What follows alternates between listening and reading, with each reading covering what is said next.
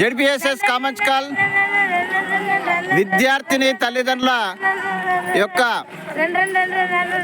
ఆటల పోటీలో నిర్వహిస్తున్న ప్రధానోపాధ్యాయురాలు జ్యోతి మేడం పర్యవేక్షణలో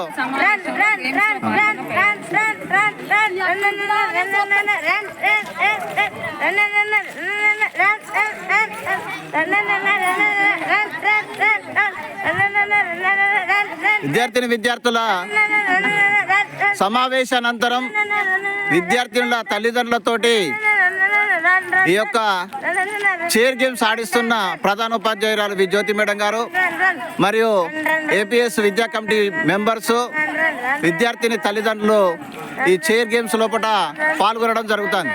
స్టాప్ కూర్చోవాలి. కార్యదర్శి గారు అవుట్ అయ్యారు.